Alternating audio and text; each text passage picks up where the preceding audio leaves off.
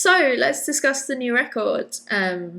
I've seen that you've mentioned it as a kind of fuck you to anyone who's doubted you, um, which I think is a great attitude to go in with. But have you yourself kind of found a sense of like peace or catharsis through building this record? Because you've had like quite a turbulent few years, and that's like pretty common knowledge.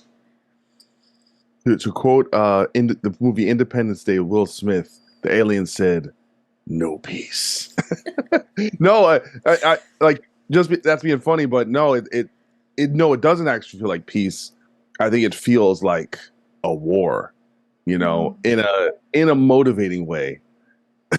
Because okay, here's how I'll explain it. Like this industry, I've been doing this 25 years. I was in another band, God forbid. We had our ups, we had our downs. Eventually, I left the band. So I understand fundamentally that you can't ever take anything for granted. Uh, it's hard enough just to get a break and break out and have some success. It's even harder to maintain it, or do it for a while and build it and have it keep growing. So you have to remain vigilant.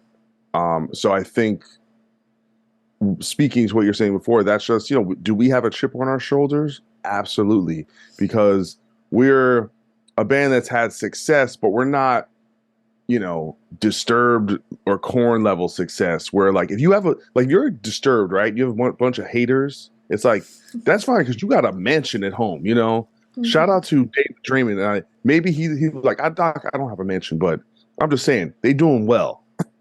And so, but our hate, like if you look at the level of our band, the amount of hate we get, it's like it's a different kind of ratio. So a lot of this album was kind of confronting that.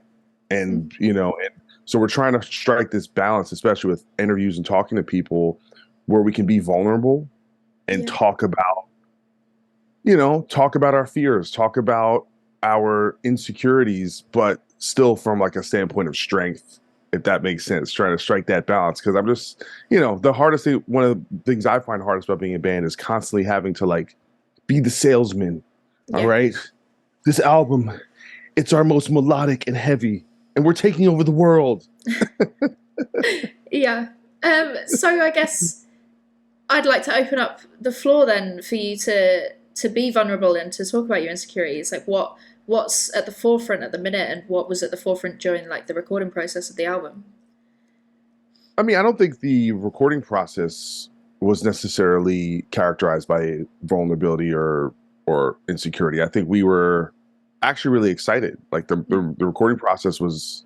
I mean, it's always a fun place. We have so many creative individuals, and this time around, it was like our old guitar player Max had come back. He's not touring with the band, but he's was there for the whole writing and recording process. And DL, our singer, this is the first time he was there for the full album. And he's an incredible songwriter, producer, guitar player. He can do everything. So there was just a lot of creative thrust, from Mhm. all sides. And and I had an odd experience because I was just trying to figure out how to fit in, because when you Yeah. have all these kind of heavyweights and all this input, it's, everyone, you can't have five leaders. Yeah. You need to have some kind of hierarchy to things, in a respectful way. There's no like angling, I think. So I think that process was not that was represented at all. I think all that other stuff is more just how the band operates online, and like we have this feedback infrastructure, right? You put out something and you're in the comment section, and there's a certain discourse in the YouTube page, and we're always struggling whether is that real, Mhm. right? 'Cause there's the real world out there where it's like, and there's the internet where is that, are those 20 people who are hating you, do they just represent 20 people, or are they actually the manifestation of a much bigger thing? And just trying to figure that out. And yeah, so I think it's just like that thing of you're fighting to survive, and it's each record, this one has to be successful, it has to get bigger, and we got to do bigger tours, and we have to get more, you're just in that zone. Sorry, my dog is barking. That's okay. um but no, so I think that thing is like just wanting to do well and wanting to connect. And I think right now also is a very competitive time for modern metal. Like bands are doing really well, and you're you're in many ways you're in competition with other bands to land a good tour or get a spot on a radio chart, or you're in competition for people's attention, right? Because there's a Mhm. million bands out there, there's a million songs, and what are you doing that is unique and special that warrants people's attention? And that's just trying to just figure that out. Like me, I kind of look at it like a Rubik's cube or something. Like I'm always trying to solve the thing of like how do we get some attention? How do we stand out? How do we get our message out there? So it's been interesting. And I've been on tour with Ice Nine Kills all year, Yeah. uh, filling on guitar. So it's like I was out of it a little bit. Now I'm like back in. So I'm like, all right, let's go. Let's take on the beast.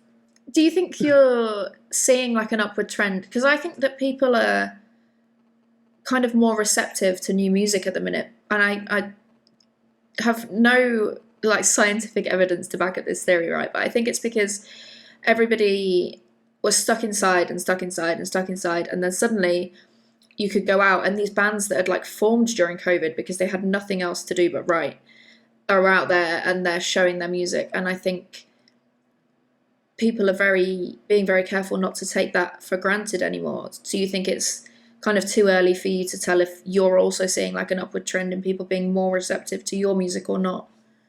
Well, I think if you were to talk about the genre at in general, Mm-hmm. that yes, things have grown immensely. And I think a lot of this, and this is how it always stems from, how does music connect to youth movements, right? Yeah. It's all about the young people, like, and that is where your growth is, right? And I'm sure you've been to the download festivals and things like that. And what tends to dominate, right, is legacy acts. It's people there to see AC/DC and Kiss and Guns N' Roses and all that.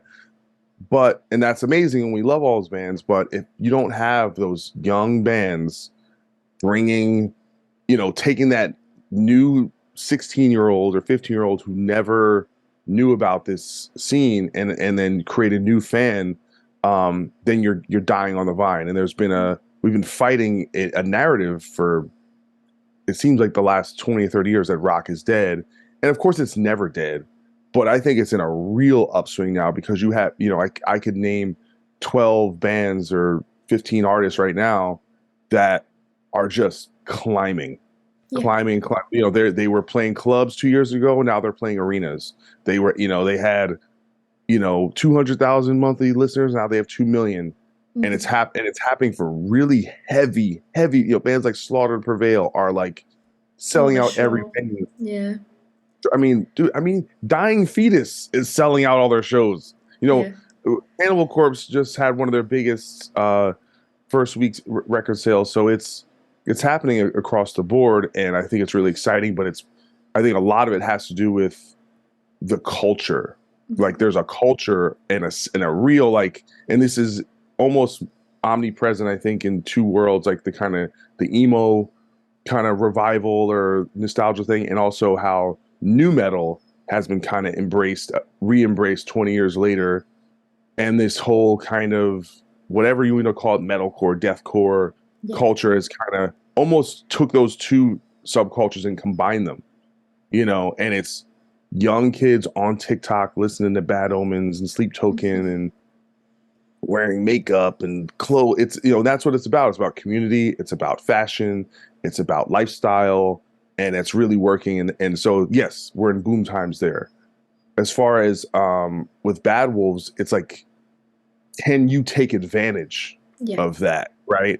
And I think we're in an odd position where we all come from other bands that were in the metal scene, metalcore scene, whatever you call it. I was in God Forbid, John was in Devil Driver, um, DL was in Acacia Strain. But our music, or at least the songs that are the most popular by the band, are pretty commercial. Mm-hmm. So we're this band where it's like, I feel like we have a great product, but I don't know if we've been as successful at marketing that product to as many people. Like there's a lot of these kids that are in the metalcore bands that probably don't know that Bad Wolves is a pretty heavy band, Mm.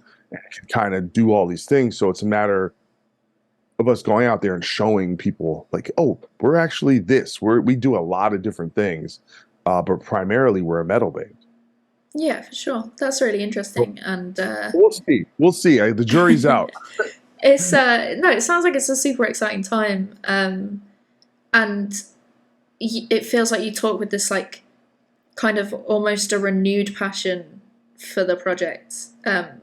So I guess is that because of like any creative process that's changed from like previous records to the current one, or is it just being Oh, excited? I just, oh, I just want to win. You Yeah. know, if I'm gonna do something, and let's actually let's. I'm not like the main guy in this band. I'm not the Mm-hmm. main songwriter. I'm not the main business guy. Um, but I'm kind of probably the main person out front publicly. I have the biggest profile, and I do my own podcast. I'm always doing interviews, and I'm talking to people, and I'm kind of in the conversation. I'm the most active on social media. Um, and I just want to, whatever I'm doing, you have to give 1,000%. You only get one chance to release an album. You only get one chance to do a touring cycle for a record. And once, and being away from the band, I feel like, I'm like a glue guy. Like I'm kind of like, I'm always about being positive inertia, checking in with people, making sure we work in, and kind of not being around. I think things lost their cohesiveness, and we end up having to cancel this tour. Mainly for like logistical reasons, but I do feel like we were a little disconnected, Mm-hmm. and so having time at home, we could really focus on, all right, what are the problem areas? What do we need to work on? And it's just, and you kind of just each day nip and tuck, slowly that thing starts getting better and better and better and tighter. Now I feel like there's a better, just day to day thrust of what we're trying to do. And me, I'm just like I said about that Rubik's Cube thing, I'm trying to figure this thing out and give yourself the best opportunity to connect and get some buzz, get people talking, you know, like I said, it's if you're not on tour, like if you're on tour, it's easier to get people talking because every day you're playing in front of however many people. They go home, they check out the record, they follow you, and it has this very organic way of building. But when you're at home, you're like, okay, what can we utilize? Okay, we're using social media, we're using music videos, we're doing that, and you can create a great conversation, like you said, like during the pandemic. That's what bands did. They had to figure out ways besides touring to get attention, and so I've just been really committed to that and trying to not necessarily create the conversation, but at least a conversation and get people talking, even if it's controversial or even like even if people are saying something negative about you. At least that's better than silence. Yeah. You know? Yeah. So no, I'm just very motivated to do our best, but keeping in mind, right? So over here is like this need to control this. It's a lie, right? You can't really control anything. All you can Mm-hmm. control is what you do, but you can't control whether people like your music. Can't that. So it's like process results. Sorry, there we go. Results. And realizing that despite you can work 24 hours a day and try and will it to happen, but you can't control the outcome. And just you have to go, I'm going to work as hard as I can, but then be okay mentally and emotionally if it doesn't do what I want it to do, because I can't force it to happen. And that's it. And that's a like walking a tightrope emotionally. It's like, oh, I'm going to work hard and not be afraid of failure. Because failure is all part of it. Yeah. It's okay. Like it doesn't really mean like being like, hey, if it doesn't work out, it's fine. You just figure it out, work on the next thing. Yeah, exactly. I think that's like a really healthy attitude to have to it as well, especially in the music industry where not everything you do is going to hit and not everything you do is going to get that positive reaction. I think it's really important to like be able to see what you can and can't control, like you said. Um, Yeah, it's a Zen kind yeah. of. What do you consider the Bad Wolves like legacy to be? So, like, if you look at what you achieved with Dear Monsters to now with Die About It. I have no idea. It's no, I'm serious. I don't really have an idea, and I think a lot of times legacy will speak to itself, meaning you kind of just have to let things exist in the world and people will formulate their own relationship with it. And but that's not going to happen overnight. Like legacy speaks to time. So it's like it's going to be, in 5, 6, 7 years, you will understand how connective or timeless whatever you did was. And we're a band now where we're about to have just as many albums out with DL as we did with Tommy. And so at least from a musical standpoint, there's a kind of equilibrium to it of a before and after. And, you know, we'll see what that looks like. I have no idea what the band's legacy is. I think, ultimately we're always in the shadow of a phenomenon like zombie. It kind of, I'm saying, I mean, it vastly overshadows the band in the sense that its popularity, if you look at the numbers, it's like off the charts like crazy. Like people are still doing like reaction videos to zombie like it came out yesterday. Yeah. But those people aren't checking out the new Bad Wolf single. Like it's almost like another band made it. It's very peculiar. Yeah. Um, so it's this blessing and a curse. And I think maybe that's the band's legacy. It's like we're the zombie band. I have no idea. I I guess really, it's like it's something that you don't really get to decide, I guess. You just have to wait and see what happens. I know that you said that you're not like the main songwriter guy, but I would like to dig a bit deeper into a couple of tracks off the new album, and hopefully you can give me some insight to those. So the first one is "Hungry for Life," which I just think is like really anthemic, almost like it's huge. Can you run me through like what went into that track and what was like the intended outcome? I guess what were you thinking? oh, it's funny. Like that song came to the band pretty late, and John, one of his good friends, this guy named Seth, great like singer songwriter, and it was a song he had, and Seth is like he's a big like Peter Gabriel guy, and so if you heard like the original demo, um, it was almost like you're like that's interesting. Like it was, it just felt out of the box, and then Max, our guitar player, he started working on like instrumental stuff around it and building it, and it just slowly evolved into like what you kind of hear on the record. And I think ultimately it was like there's just something, I don't know, it feels, what's the word I look for, it's like feels deep when you listen to it. There feels like there's a lot of depth and weight, and just another one of those songs that, the most interesting songs are when you're doing something different. And it's like, is it the heaviest song on the record? No. Is it I don't know, there's no like, here's this sick riff, here's this, it's a, about something a little bigger. But yeah, it reminds me like Peter Gabriel, reminds me like Yeah. Pink Floyd. I don't know if other people will think that. I love just some of the sonics happening in it, and DL did such a great job vocally Yeah. with the song. So I mean, that's really was like, our buddy Seth was kind of the launching point, but and everyone got something there. I tried to write a guitar solo for it for like 2 weeks and nothing happened. So Max ended up doing this little guitar thing. I'm like, I couldn't figure out couldn't have to figure out how to make it not sound like Weezer or something. Yeah, understandable. That's really interesting. The other one that I wanted to dive into a little bit more was Turn It Down. If you could give me a bit more information about sort of the development and the genesis of that idea. So that's the song I probably had the most to do with music as a writer. Um, so we were in Vegas writing with Max, me and John. We like would work on instrumentals together. And one day the air conditioning stopped working. And this is Las Vegas, so you can't really work without air Yeah. conditioning. and we're friends with Jason Hook, the old guitar player from Five Finger Death Punch.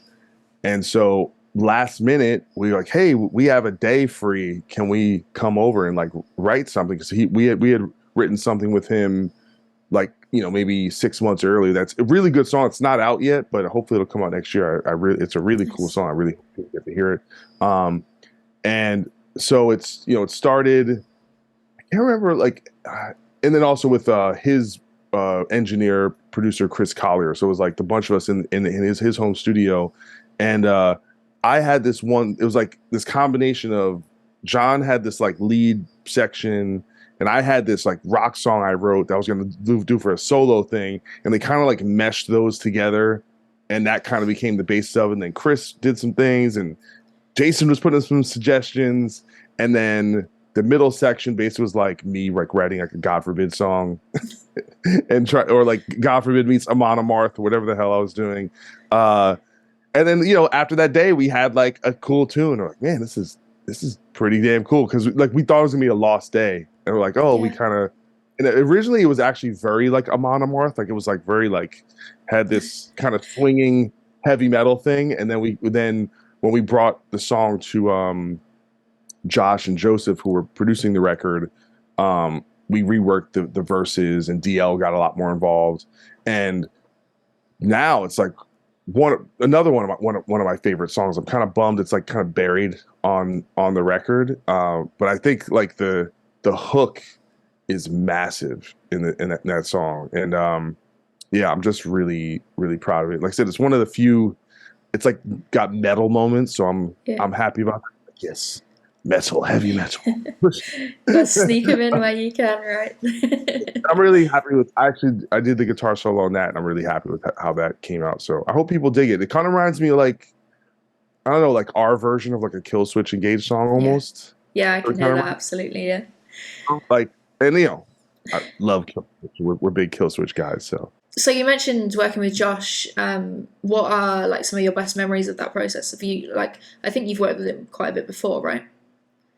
Yeah, I mean, it's kind of it's evolved, with each record because the first album it was pretty. So it's Josh Gilbert and Joseph McQueen. They're like a production team, but on the first album it was like mainly just working with Joe, and then I'm pretty sure like Joseph was still like this is when like As Lay Dying was kind of getting back together and touring, so he wasn't around as much.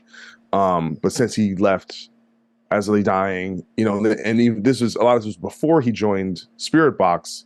Yeah. He's kind of gotten more involved, and really, uh, his biggest asset with us is just helping us work on vocal melodies and lyrics. And so he kind of just works with the band, and it'll be a very like open process because a lot of times we go in the studio and we just have an instrumental, and we're like, all right, we need to write some vocals and lyrics, and so it's that is his contribution on that level, like songs like Bad Friend. He was really instrumental in helping curate and cultivate that stuff, and he's also brilliant with kind of electronic sounds and keyboard Yeah. stuff and all those little tricks, man. He's brilliant at, and that almost speaks to what I was saying before about having all these creative titans involved. He's another one, and him Hmm. and Josie are like, so I'll be in the back. I'll be like, uh, that note should be a different note. That's my one little suggestion. 'Cause I can't even get it. There's all these Yeah. guys, all these on there doing things, and there's so much talent, in the room. But it's great working with both those guys. And we got to actually really work with them the most on this album because a lot of times we would record instrumentals with Max and then just send that to them, or maybe we'd have a song or two we'd work on directly with them. But this time we kind of did the most together in one room, and that was a very enjoyable process, and things came together really quickly. So it was awesome. Yeah, it does sound awesome. I would love to be a fly on the wall in that process with like all these personalities and these creative brains just firing ideas around. It sounds very cool. Yeah, whatever Um, I came up with, they were like, "No, Doc, no, doing this." I'm like, "Okay." So you mentioned towards the beginning of our chat that like you just want to win and you go into anything that you do with like 100% effort and enthusiasm. But what does winning look like to you? Like how do you define success as an artist? That's a great question. I think it's subjective, you know. I think it might mean different things to different to everyone in the band, you know. And I think the worst thing I think you can do is define success or winning by comparison and Mm. going, oh, this other person's bar is my bar. If I'm not as big as this band or whatever, I think that's the key to not being happy Yeah. in this industry. So um, to me, the winning is giving all your effort because Mm. at least no matter what happens, you could say, "Well, I did my absolute best. And I gave my best effort. And if it didn't work, it's like I can at least I go to sleep at night knowing I did that because So it's um, yeah. As far as the external thing, like, is it obviously you want things to work out. You want people to enjoy what you do. You want people to attend your shows. You want to get good tours. You want your songs to chart on the radio. You want all that stuff to happen. So I don't know. For me. I'm way more focused on process than I am on results. So saying, oh, it means this metric, this number, I think is a terrible way to look at success. Even though you do want all that stuff, I'd be lying to Yeah. say if you didn't. So we'll just see. I think you have to, in weird ways, like I say, I want to win. You have to be like completely obsessed and then completely detached at the same time. Yeah. Yeah, I totally understand. It's kind of like almost a bit of a self-preservation thing, isn't it? The detachment aspect of it. Yeah, but I said it's obsessive detachment. Yeah. That's an album name. There you go. um, Finally, before I let you go, is there a message that you've got for your fans in the UK who've got behind Bad Wolves and continue to kind of back the band and support you? Just thank you. We got to do a small run at the end of 2022, and it was just great to connect with those people because it's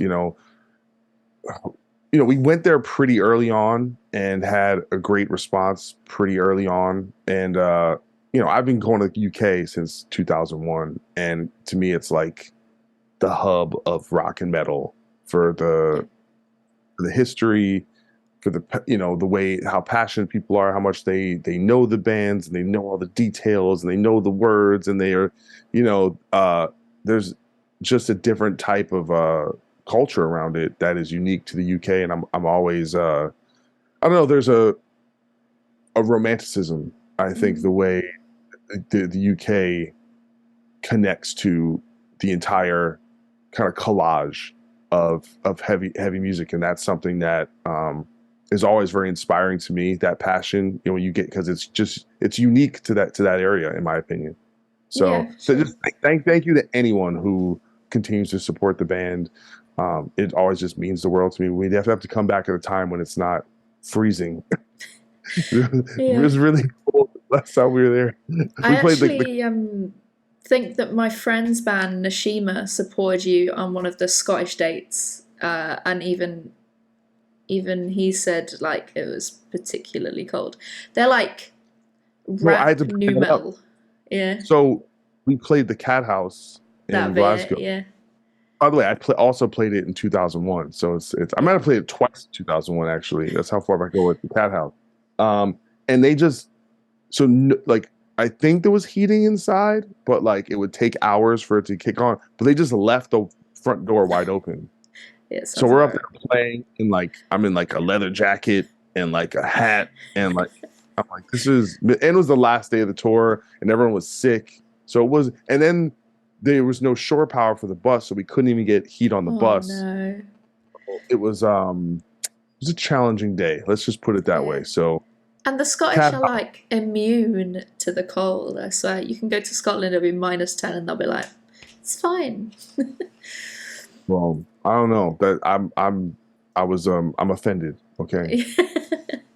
I'll pass it on. Thank you so much for your time this evening. It has been a joy to chat to you and get some more insight into the record. And I wish you all the best of luck with it and hope it goes really Thank you. well. I don't even know what publication are you with? Oh, Soundsphere magazine. Sounds okay. I didn't know it didn't say it in any of my materials. Well, thank you, and thank you, Goodness. Sound. No worries. Thank you so much for your time and have a good evening.